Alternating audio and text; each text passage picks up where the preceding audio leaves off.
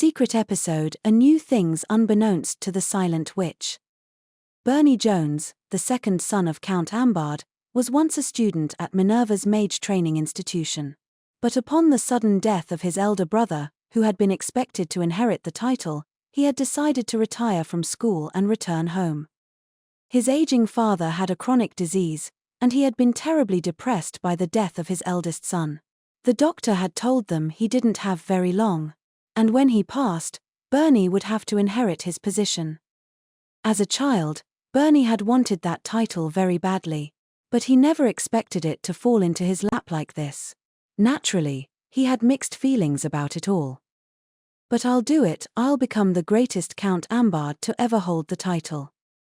If he didn't become someone he could be proud of, he'd never be able to stand in front of Monica again. Telling himself that, Bernie left his dormitory behind. He'd heard most schools completely closed their dorms for the winter, but at Minerva's, some students remained, and a few teachers even stayed in their research labs. Some magecraft research had to be checked on every single day, after all. Now out of his room and with his luggage in order, Bernie decided to bid one last farewell to his teachers. He headed over to the research building. In front was a mean-looking old man with a pipe in his mouth, Professor Gideon Rutherford, the mage of violet smoke. He was talking about something with the elderly, stooping headmaster. Bernie didn't belong to Rutherford's research group, so the man hadn't done much for him. But the headmaster was there, so he approached them to say goodbye. "And so the second problem child leaves," said Rutherford. "An idiot, through and through. And with so much talent." "The problem children do tend to flock to you, Rutherford," replied the headmaster. "Will you be lonely?" "Headmaster, do you really expect me to say yes? In fact, I'm feeling quite refreshed. That warped personality of his is beyond repair. I'm glad to be rid of him." Rutherford took a drag on his pipe, then fixed the headmaster with a sharp, narrow-eyed stare. "So, is the demon child going back home?" "He'll apparently be transferring to Serendia Academy at his parents' request." Bernie was shocked by the headmaster's words. He ran over to them and, forgetting his manners, got right to the point. "Excuse me, but is all that true? Is that boy who was always following Monica around transferring to Serendia Academy?" After hearing the news from the headmaster and Professor Rutherford, Bernie went back to his dorm, took a pen and a bottle of ink out of his things, and spread some paper out on his desk. Once, back when Monica was at Minerva's, there was a nasty boy obsessed with the silent witch, who was always going up to her and demanding a magic battle. His name was Hubert D. He was feared and avoided by all, called things like the Evil Hound, the Demon of the Magic Battlefield, and Minerva's second problem child. But he was apparently leaving Minerva's and would be transferring to Serendia Academy after the winter break was over. And that was the worst possible place for him, because Monica was currently on an infiltration mission there. If that evil, vulgar man ran into Monica, it would be a disaster. He could easily imagine her crying and whimpering, begging Bernie to help her.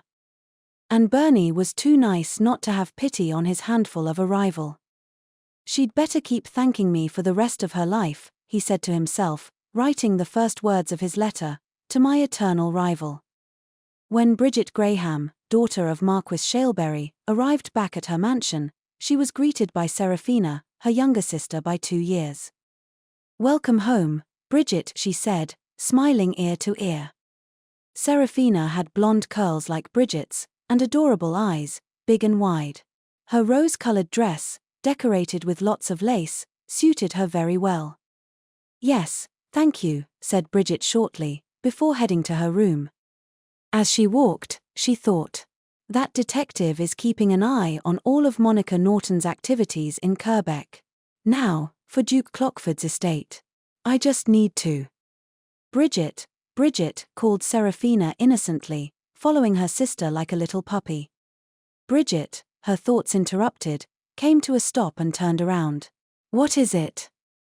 Did you have lots of tea parties with Prince Felix? Did you get to dance with him at the ball after the school festival?"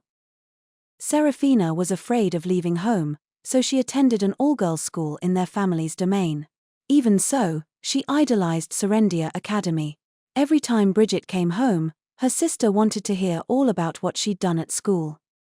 It must have been so wonderful when you and Prince Felix danced. He was really weak when he was little. I always thought he wasn't good enough for you. But now he's so wonderful, Anne. Serafina, interrupted Bridget.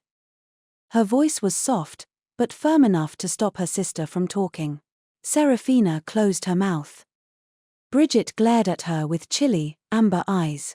You're being rude to the prince. Oh, I'm sorry, Bridget. Bridget knew her naive sister didn't mean anything by what she said. And that was what aggravated her. Bridget turned around and hurried to her room. Then she closed the door behind her and locked it. Alone at last, she slid down to the floor in front of the door and buried her face between her knees. Prince. Her voice sounded like she was about to cry.